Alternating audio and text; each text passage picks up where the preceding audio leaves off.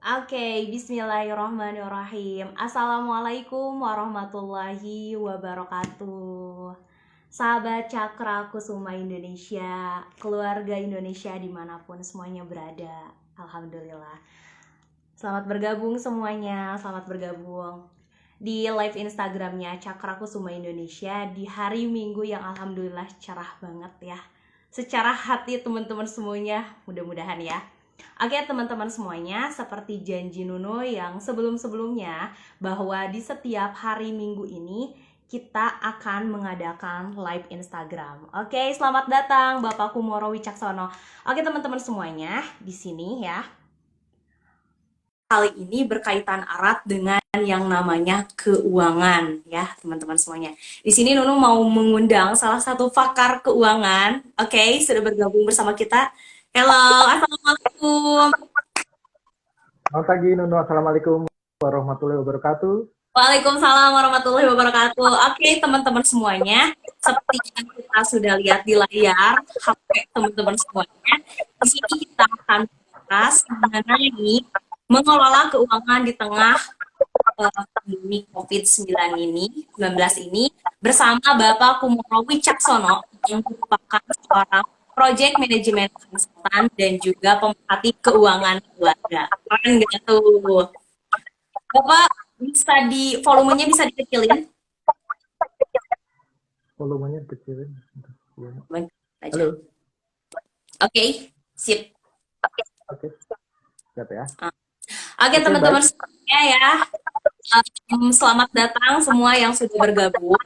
Nah, teman-teman semuanya, sebelum kita memasuki ke acara inti, mau menyinggung dulu masalah survei yang kemarin udah dilakuin nih Pak, nih, yang berkaitan dengan keuangan ya Pak tentunya. Nah, di sini, jadi kemarin kita habis melakukan survei ya kepada keluarga Indonesia ya di seluruh Indonesia. Oke, selamat bergabung semuanya. Nah, di sini ada pertanyaan ke-11 ya Pak di sini tentang ketika wabah virus corona terjadi, apakah yang Anda belanjakan lebih dari biasanya? Nah, ini Nuno melakukan survei kepada ibu-ibu di seluruh Indonesia. Dan ternyata 335 responden ya menjawab dari kuesioner ini adalah sekitar 77% yang paling banyak, yang paling tinggi ini adalah membeli sembako ya, masih membeli sembako. Kemudian disusul untuk 73,4% mereka beralih untuk membeli vitamin dan juga obat-obatan ya. Kemudian disusul di sini ada angka 38,5% adalah snack makanan ringan ya. Mereka membeli snack dan makanan ringan. Kemudian disusul juga untuk 29% ternyata mereka membeli yang namanya suplemen herbal ya. Kemudian di sini disusul oleh 14,3% adalah paket data. Dan mereka baru memikirkan pakaian sekitar 0,3%. Mereka memikirkan untuk pakaian ya. Nah, Bapak gimana nih? Langsung aja kita ke intinya. Lu mau bahas mengenai apakah di situasi seperti ini ya, di saat pandemi COVID-19 ini, kita wajib gak sih memberikan atau misalkan kita menyisihkan untuk dana darurat. Nah, dan dana darurat itu apa sih sebenarnya pengertian daripada dana darurat ini, Pak? Oke, baik. Terima kasih Nuno. Oke, Sebelumnya saya ulang sama-sama. lagi. Oke. Wabarakatuh. Selamat pagi Bapak Ibu, rekan-rekan dimanapun Anda berada. Selamat Pada pagi. pagi hari ini, sekali lagi pada Cakra Indonesia, Cakra Kusuma Indonesia yang sudah memberikan kesempatan kepada saya untuk sedikit sharing mungkin barangkali bagaimana mengelola keuangan, terutama pada saat pandemi COVID-19. Betul sekali. Kita mengetahui bahwa sudah sebulan ini, khususnya anak-anak ya, mungkin sudah berjalan sebulan, Iya, bahkan betul. beberapa karyawan sudah menerapkan work from home. Ya, Iya. tentunya kita sekarang tidak bisa kemana-mana ya Nuno ya. Apalagi Mm-mm. sekarang di DKI khususnya sudah ada sistem PSBB ya. Oke. PSBB, Mm-mm. sudah pembatasan ya, Ya. pembatasan skala ya. Nah, pada saat ini juga kita juga dihadapkan oleh wabah pandemi COVID-19 COVID. sehingga kita tadi kan Iya. nggak bisa kemana-mana ya, kita hanya bisa keluar rumah pada saat ada kebutuhan penting, ya, Iya, mungkin betul. juga anak-anak atau ya, dan lain sebagainya. Sekarang Mm-mm. juga lebih baik mungkin belanja online ya. Iya, betul. Pada kesempatan yang ini saya akan sedikit membahas atau mengupas mengenai bagaimana sih sikap kita mengelola keuangan terutama pada saat pandemi corona atau Iya, COVID-19. COVID-19 ini, oke. Kita bahas ya. Yang Uh-uh. pertama adalah mengenai harga kebutuhan sehari-hari. Ya. Oke. Mm-mm. Yang kedua, bagaimana kita caranya memberikan uang jajan kepada anak. Ya. Anak kita Mm-mm. libur tapi masih suka jajan dan sebagainya. Mm-mm. Yang ketiga, tidak kalah penting adalah menabung. Ya. Oke. Dan yang keempat, bagaimana kita bisa menggunakan dana darurat. Wih, keren Gitu. banget ya ini. Sub-sub dari temanya keren banget nih, patut diacungi jempol. Ya, Ya, tapi kita bahas dulu ya. mengenai dana daruratnya ya, Bapak. Oke, baik. Oke. Untuk dana darurat, kita mengetahui bahwa definisi dana darurat adalah Mm-mm. dana yang digunakan pada saat dalam keadaan darurat. Betul. Nah, ini dari kita individu ataupun keluarga, kadang-kadang tanda kutip masih suka mengacukan atau sedikit mensepelekan tentang masa dana darurat ini. Padahal dana darurat ini sangat penting. Ya. Mm-mm. Kadang-kadang kita bekerja, kita punya usaha dan lain sebagainya. Misalkan kita terima uang sejuta, pada sebulan itu uang sejuta juga habis tidak karuan. Padahal yang benar Seberapa adalah kita pentingnya sih, Pak? Seberapa pentingnya? ini dana darurat sangat penting ya. Mm-mm. Mengingat, mohon maaf sekali lagi, saya tidak bermaksud untuk menyinggung siapapun. Yang jelas, Oke. pada saat kondisi darurat ini, mungkin ada beberapa karyawan yang mendapatkan dirumahkan, kemudian Mm-mm. ada yang terpaksa tidak bekerja karena perusahaan yang gulung tikar dan lain Ya, betul. sebagainya, dan lain sebagainya. Nah, itu sebenarnya salah satu penyebabnya adalah kemungkinan kita Mm-mm. semua tidak menyediakan dana darurat. Oke. Ya, dana darurat kan kalau kita yang sederhana, misalnya pada saat kita mau ke bengkel, Iya, mobil betul. kita atau motor kita punya uang untuk dana darurat sehingga uang kita habis untuk belanja dan lain sebagainya. Ya, Mm-hmm. kemudian ada anggota keluarga yang sakit, misalkan maaf kalau misalnya nggak punya BPJS susah juga ya. Iya, Yang betul. paling penting lagi pada saat kita di PHK, ya Mm-mm. tidak punya pekerjaan. Nah bagi Mm-mm. kita bekerja barangkali bukan kelompok ASN atau karyawan tetap, ini sangat riskan sekali untuk terkena dampak hal tersebut, misalnya PHK. Sedangkan kita di rumah tidak punya namanya dana darurat, tabungan dan lain sebagainya. Nah Mm-mm. sebagai catatan, ingat adalah Mm-mm. buat seorang single yang belum berkeluarga, Ah, iya, iya, ini betul. dana Itu darurat tips banget buat Nunu ya. Iya. yang mungkin Nunu juga ya, nanti Mm-mm. sebentar lagi keluar. Oke. Dana darurat ini sebetulnya besarannya adalah 3 kali dari pengeluaran bulanan kita. Itu harus kita sediakan. Wow, Dana tiga darurat kali. itu buat 3 kali ya. Sorry. Mm. Nah, Oke. sedangkan buat orang sudah berkeluarga, ya, Mm-mm. sudah berkeluarga dan punya anak satu, itu harusnya dia punya dana darurat adalah sebesar 6 kali pengeluaran bulanan. Wow, besar sekali ya. Oke. Anak satu ya. Mm. Nah, kemudian yang mempunyai anak 2 atau lebih, Mm. idealnya itu punya dana darurat sebesar 12 kali dari pengeluaran bulanan. Berapa Ya. kali, Bapak? Jadi sebetulnya 9. 12 kali. Hmm. Ya, 12 kali, 12 Oh, kali. 12 Jadi kali. kalau 12 yang kali. Hmm. yang single itu 3 kali Mm-mm. punya dana 3 kali pengeluaran bulanan, Ya. sedangkan yang untuk menikah kemudian sudah punya anak, satu Mm-mm. anak itu 6 kali, Iya, iya. dari pengeluaran bulanan. Mm-mm. Kemudian yang sudah punya anak dia 2 atau lebih, itu adalah 9 kali. Ya, Wow, 9 luar biasa kali. sekali. Berarti ini benar-benar Jadi, sangat penting banget ya. Ya. ya, betul, betul. Jadi sebenarnya kebetulan sekarang sedang ada pandemi, tapi ini juga menjadi pelajaran kita mungkin barangkali pada saat kondisi normal. Nah, kita Mm-mm. harus tetap punya dana darurat. Yang Mm-mm. dana darurat itu tidak boleh disepelekan, mempunyai arti yang kecil. Dia punya peran yang besar untuk keluarga kita. Mm-mm. Dan saya himbau lagi melalui IG Laki. Mari kita bersama-sama juga mulai merencanakan secara pelan-pelan punya dana darurat. Ya. Siap. Tipsnya mantap banget ya. Nah, kalau misalkan nih Pak, berhubungan tadi kita udah bahas mengenai dana darurat. Oh, selamat bergabung ya untuk semuanya yang sudah bergabung di IG-Live-nya Cakra Kusuma Indonesia. Mudah-mudahan bisa menyimak dengan baik ya. Oke, yang selanjutnya ini kita bahas mengenai orang tua, Pak. Mengenai orang tua dan memberikan pengertian kepada anak-anak bagaimana kita tidak jajan berlebihan terutama saat menghadapi pandemi COVID-19 ini. Ya, baik. Terima kasih, Nur. Sangat bagus sekali pertanyaannya. Oke. Bagi sebagian kita orang tua, tentunya ini akan menjadi problem besar ketika kita punya anak yang hobi sekali jajan. Banyak cerita-cerita terutama dari kaum mama atau ibu-ibu. Mereka atau beliau-beliau itu sangat stres sekali ketika punya anak yang benar-benar jajannya maniak sekali.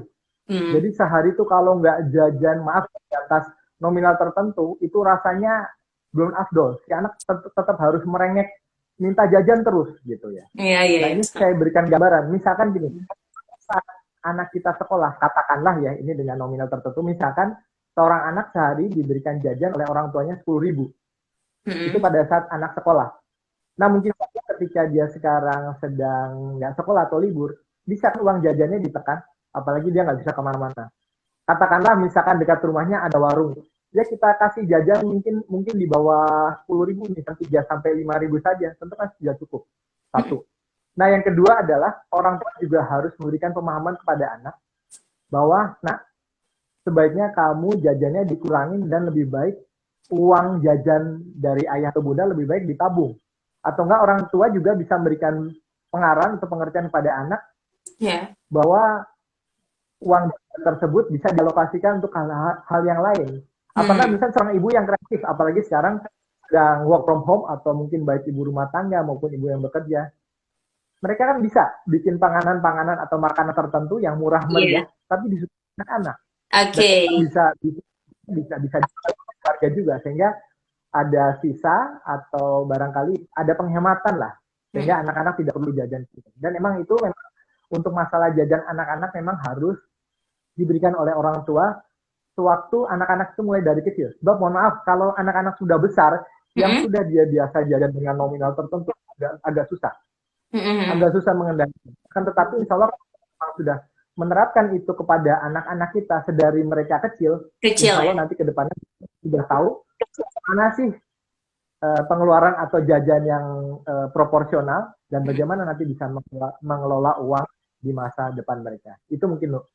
Nah, itu kan dari orang tua nih, orang tua kepada anaknya. Ini menarik banget nih, kalau misalkan untuk statusnya kita yang masih anak-anak millennials, selenials, pokoknya generasi Z. Nah, ketika kita dikasih uang jajan sama orang tua, mungkin kita akan berkurang banget ya, uang jajannya. Nah, gimana tuh cara antisipasinya buat gak GoFood, gak Gojek gitu? Nah, ini ada istilah yang disebut dengan kebutuhan dan keinginan. Oke, kita bahas teori kebutuhan dan keinginan. Oke. Need and want.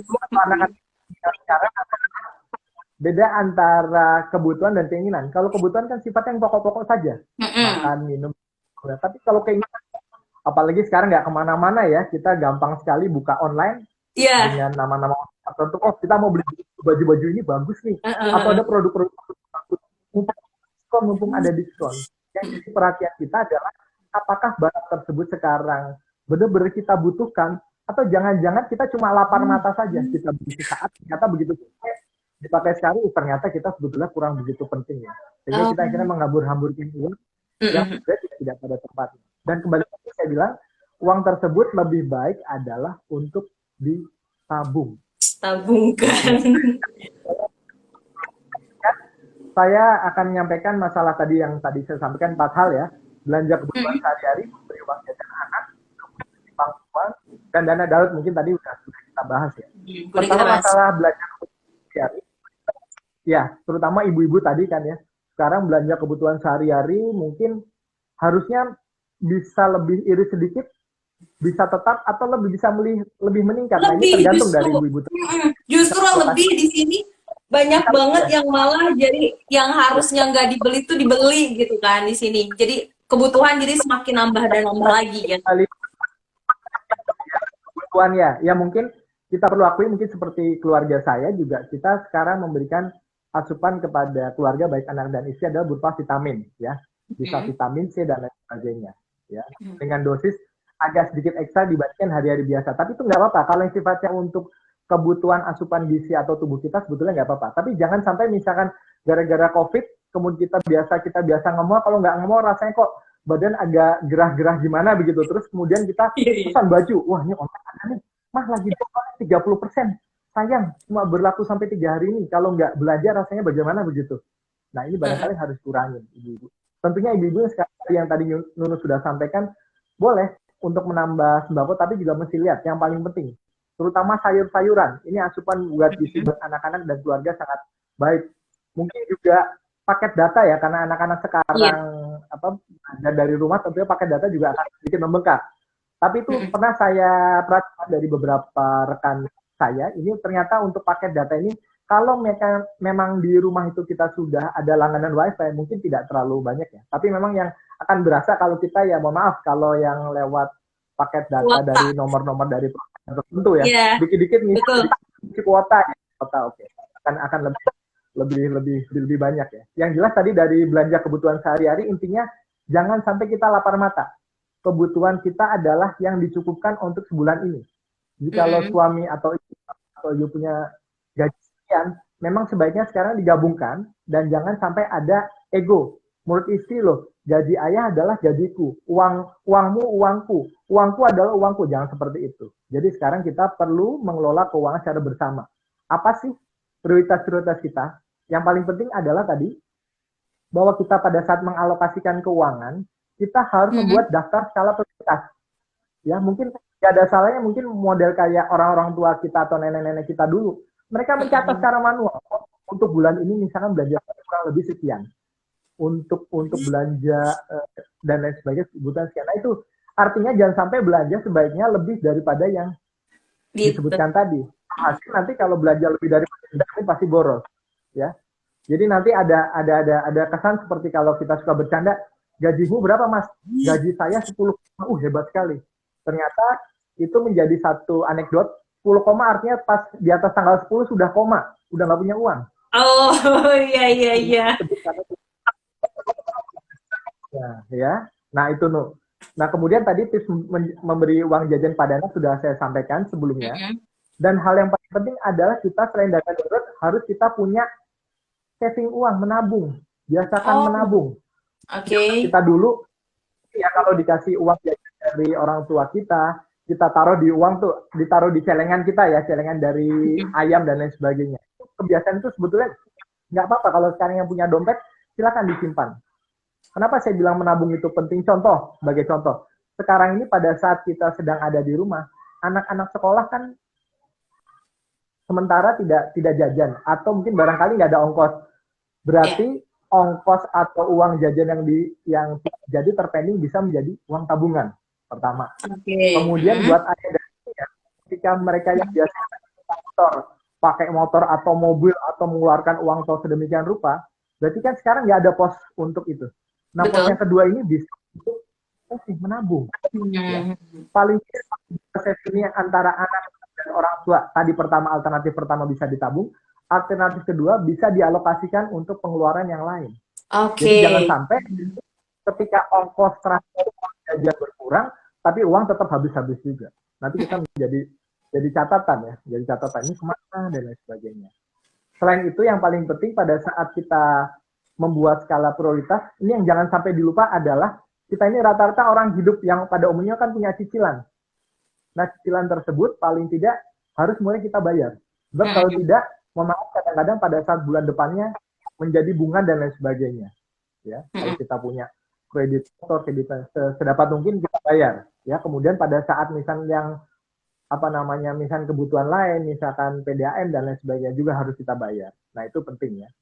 Nah kemudian lagi tadi masalah pintar dan berhemat. Jangan sampai nanti kita setelah kita di akhir bulan pendapatan kita habis, yang ada minus dan sebagainya. Nah itu ya. Nah kemudian yang ketiga kita lanjut adalah kita menyimpan uang atau saving. Tadi sudah saya sampaikan, mungkin ada satu hal yang tadi sedikit kelupaan, masalah sebaiknya pada saat kita punya pendapatan, apakah kita bekerja, berusaha, dan lain sebagainya. Sering orang berpendapat, oh pendapatan kita juta, kita sekarang pakai untuk kebutuhan sehari-hari. Nanti sajalah pada saat akhir bulan, kalau ada uang sisa baru kita tabung. Yang terjadi adalah kita tidak pernah punya tabungan. Sebaiknya adalah misalnya kita punya uang satu, kita menabung di awal, sengaja tanda kutip, kita paksakan agar misalnya kalau kita punya uang 100, 200, kita tarik lebih dahulu, itu yang kita tabung. Baru sisanya untuk kebutuhan lain. Ya. Nah, dalam tabel, ini sebetulnya ada sedikit, nggak tahu nih, mudah-mudahan kelihatan kan ya? Wah, nggak kelihatan. Jadi kebalik. Kita adalah, kebalik ya? Kebalik ya? Gak apa-apa. Memang jadi kebalik karena mungkin posisinya jadi selfie kan. Ya. Ya. Kalau untuk tabel atau untuk segitiga, yang pertama kita yang jelas kalau ada, sebetulnya ini nggak aturan baku ya. Misalkan sekian persen, katakan 5-10% itu untuk sedekah atau memberi dan lain sebagainya. Itu penting. Yeah. Kemudian 15-20 kita gunakan untuk tabungan dan investasi. Kemudian 30% itu kita untuk membayar hutang. Kalau kita masih punya utang-utang lama dan sebagainya, tolong segera dibayar. Kemudian sisanya sekitar 40% itu untuk biaya hidup. Termasuk juga tadi untuk dana darurat. Nah, ini barangkali. Ya. Oke. Jadi yang saya sampaikan itu mungkin terjadi pada kebanyakan orang ya, dengan kita penghasilan kita yang sedemikian rupa, bagaimana kita bisa mengalokasikan uang, utamanya pada saat pandemi corona atau umumnya pada saat musim normal. Nah, ada beberapa catatan lagi adalah misalkan gini, misalkan kita penghasilan 1 juta contoh, kemudian kebutuhan kita katakanlah 1.200.000, berarti kan akan minus 200. Pertanyaannya adalah, yang 200 ngambil dari mana? Minus, jangan sampai 200 tersebut berhutang. Ada 2 cara untuk mensolusikan hal tersebut. Yang pertama adalah bisa kita meningkatkan pendapatan, misalkan yang tadinya KPA, kita sekarang bisa jualan online. Siapa tahu dari jualan online itu bisa mendapatkan 200 atau lebih, sehingga kebutuhan kita bisa terpenuhi. Kalaupun nggak bisa, kita misalkan pendapatan kita tetap 1 juta, pengeluaran 1,2, kita mengurangi di pos pengeluaran. Bagaimana pengeluaran kita pada bulan tidak menjadi 1,2. Kalau tidak 1 juta, artinya zero ya, atau tidak dikurangi, misalnya cuma 800 atau 900, contoh. Nah, ini kiat-kiat loh. Jadi kita bisa untuk menjaga keseimbangan keuangan pribadi dan keluarga kita, pertama adalah kita bisa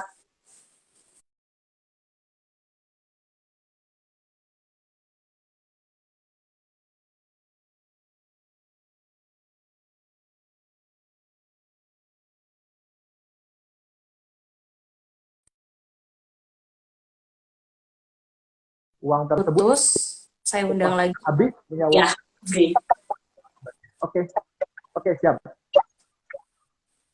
Jadi tadi sudah banyak banget ya yang kita bahas ya mengenai yang namanya bagaimana kita cara mengelola keuangan. Nah, ini adalah hal yang paling penting nih Pak, buat ibu-ibu, buat bapak-bapak di rumah. Nah, bagaimana sih kita menyisihkan pendapatan kita kemudian di kota besar yang cukup gitu seperti Jakarta gitu kan, itu benar-benar yang kayak kita nyisihin uang gitu, dengan biaya hidupnya yang lebih besar gitu. Gimana cara kita menyikapinya? Iya. Oke, baik, terima kasih Nuh. Ini pertanyaan yang bagus juga. Buat kita semua yang barangkali hidup di kota-kota besar seperti Jakarta, Semarang, Bandung, Medan dan lain sebagainya, ini tentu menjadi sangat dilematis pada saat hidup di kota besar. Orang-orang yang hidup di kota besar ada kecenderungan dia lebih konsumtif ketimbang orang-orang yang hidup di pedesaan. Karena apa? Yang pertama, di kota-kota besar semuanya segalanya ada. Ya. Jangan-jangan yang dibutuhkan itu kalah dengan apa yang jadi keinginan kita. Tadi yang sudah saya singgung di awal ya, bahwa keinginan itu lebih besar pada kebutuhan. Apalagi pada pada saat normal, kita jalan ke mall, wah ini ada baju baru nih. Wah, sebetulnya nggak perlu-perlu banget, akhirnya kita nge-mall dan lain sebagainya. Ya. yang bagus juga sebenarnya bukannya kita tidak boleh belanja atau berbelanja atau membeli sesuatu barang di mall atau toko dan lain sebagainya, tapi kita kalau bisa menurut saya kita bikin catatan di rumah. Kalaupun toh kita mau ke mall, kita udah prioritaskan. Oh, ternyata kita di mall misalkan cuma mampir ke supermarketnya aja, kita beli barang-barang kebutuhan rumah. Ya. Mungkin boleh juga untuk beli baju sekali-kali dengan catatan itu benar-benar dibutuhkan. Misalkan di rumah baju sudah sobek, ada kusam dan lain sebagainya, itu nggak apa-apa. Tapi jangan sampai misalkan baju di rumah masih bagus, kita sudah beli lagi. Yang terjadi nanti baju kita menjadi 5 lemari, sayang nggak ada yang dipakai, mubazir kan, Perempuan banget itu. dan lain sebagainya. Itu contoh hal-hal lain. Terus juga kebiasaan-kebiasaan kita ada, terutama anak muda sekarang ngafe ya. Wah, karena sosialita dunia pergaulan dan sebagainya, ngafe. Sebetulnya boleh-boleh aja saja, tapi dengan catatan diperkirakan dalam sebulan kita berapa kali. Kalau cuma sekali 2 kali, oke lah, wajar-wajar. Biar kita tidak dibilang kuper. Tapi kalau terlalu sering, nah nanti gimana? Jangan sampai ada peribahasa besar pasak daripada tiang. Nah itu mungkin kali yang sudah bisa saya sampaikan. Karena memang untuk fenomena hidup di kota besar ini memang agak unik ya. Dimana rata-rata orang sudah habis buat cicilan, habis buat transport. Oh ya, satu hal lagi saya lupa tadi, pos transport tersebut. Untuk orang-orang yang hidup di kota besar kayak Jakarta, itu transport sebulan itu bisa habis 20-30%. Betul. Apalagi yang menggunakan kendaraan mobil maksudnya. Untuk BBM-nya saja sudah berapa, belum nanti masuk tol, belum nanti kalau kita misalkan berkantor di daerah-daerah segitiga emas, berapa bayar uang parkirnya dan lain sebagainya, itu posnya besar sekali. Saya pernah coba hitung bahwa ketika seseorang bekerja di satu perkantoran di daerah Kuningan, Sudirman dan lain sebagainya, itu bisa menghasilkan pos 20-3% dari total penghasilan. Jadi itu udah dianggap barang menguap. Makanya tadi yang saya lihat, yang penghematan tersebut, kalau bapak ibunya misalkan nggak ke kantor, berarti kan pos tersebut bisa ditabung atau digunakan hal-hal lain yang lebih manfaat untuk luar biasa sekali. Oke, luar biasa sekali, tipsnya sangat-sangat berfaedah sekali menemani kita di hari Minggu ini ya. Ternyata Pak, tinggal 5 menit terakhir lagi nih, 5 menit terakhir lagi, dan Bapak kasih tips yang paling mujarab atau pesan buat seluruh sahabat Cakra Kusuma Indonesia, buat seluruh keluarga di Indonesia apa?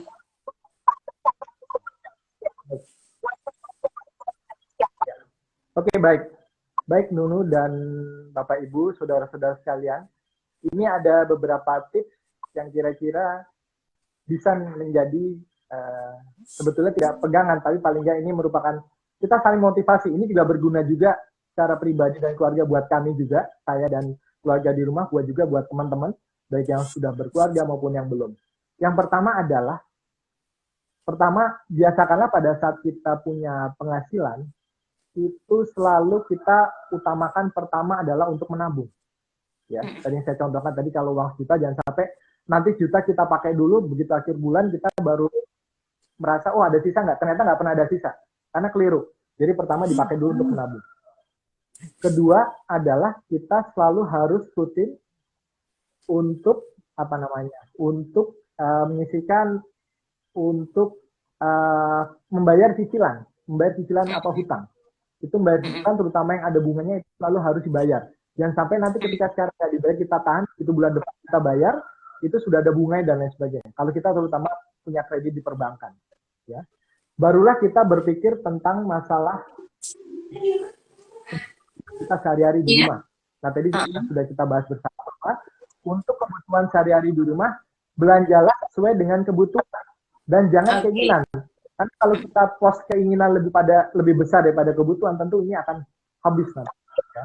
Dan jangan lupa tadi untuk kita selalu membuat dana darurat. Ingat ya, untuk single tadi 3 kali pengeluaran bulanan, untuk yang sudah berkeluarga 6 kali pengeluaran bulanan, berkeluarga yang anak 2 atau lebih 12 kali. 12 kali. Nah, ini barangkali tips terakhir dari saya. Kemudian kami juga 12 kali. Dan jangan lupa kami sebagai pemateri juga agar nanti Mbak Nuni juga bisa sampaikan agar like dari Cakra Kusuma Indonesia ya, jangan lupa Pasti. itu. Kemudian pesan kami terakhir ya, Mbak Nunu sebelum ditutup, Oke. jaga kesehatan diri dan keluarga, selalu berada di rumah, jangan keluar rumah kecuali dalam keadaan mendesak, selalu berikan asupan gizi dan kepada keluarga kita yang terbaik, kemudian rajin mencuci tangan sabun dengan sabun untuk pasca beraktivitas apapun, gunakan prinsip social distance dan physical distance. Dan satu hal lagi terakhir, mungkin barangkali buat kita semua, buat keluarga besar Indonesia yang insya Allah nanti akan sukses di keuangan, pepatah sederhana saya mengatakan bahwa suksesnya keluarga di masa depan bermula dari bagaimana keluarga tersebut sejak awal bisa mengelola keuangan secara baik dan terencana. Artinya kita kalau dari awal sudah bisa mengelola karena insya Allah kita ke depan mempunyai kehidupan yang baik dan benar. Mantap. Mantap sekali Bapak Kumkum. Panggilan kami ya di Cakra Kusuma buat Pak Kumoro itu Bapak Kumkum. Oke, terima kasih banyak atas semua kesempatan ini, atas semua materi yang sudah dibawakan. Mudah-mudahan memang bermanfaat untuk teman-teman semuanya, terutama untuk yang bergabung dan menyaksikan. Terima kasih Om Kumkum.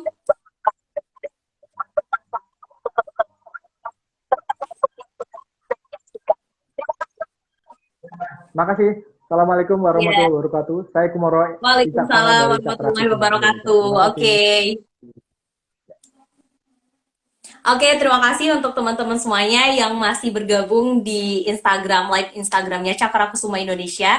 Di sini Nunu mau ngasih tahu kepada teman-teman semuanya, jangan lupa buat yang belum follow Instagramnya Cakra Kusuma Indonesia, di follow ya Instagram @cakrakusuma_Indonesia, dan juga bisa masuk ke YouTube kita dengan name-nya adalah Cakra Kusuma TV. Dan kita juga punya di sini punya Facebook ya, punya Facebook di sini yang namanya Facebooknya itu Cakra Kusuma Indonesia, dan ada juga Twitter dengan @cakrakusuma_ID. Nah, teman-teman semuanya, terima kasih banyak yang sudah bergabung, dan mohon maaf sekali Nunu tidak bisa sebutkan satu-satu yang sudah bergabung. Pokoknya terima kasih untuk Bapak Ervin, Ibu Niken, kemudian teman-teman Bapak Ervin, teman-teman Ibu Niken, teman-teman Bapak Kumoro juga, dan seluruh keluarga Indonesia dimanapun semuanya berada. Tenang saja, buat yang belum nonton live Instagramnya Cakra Kusuma Indonesia, masih bisa Nunu simpan selama 24 jam. Dan masih bisa dilihat di Instagramnya Cakra Kusuma Indonesia. Sampai bertemu di kesempatan berikutnya di minggu depan dengan tema yang berbeda. Wassalamualaikum warahmatullahi wabarakatuh.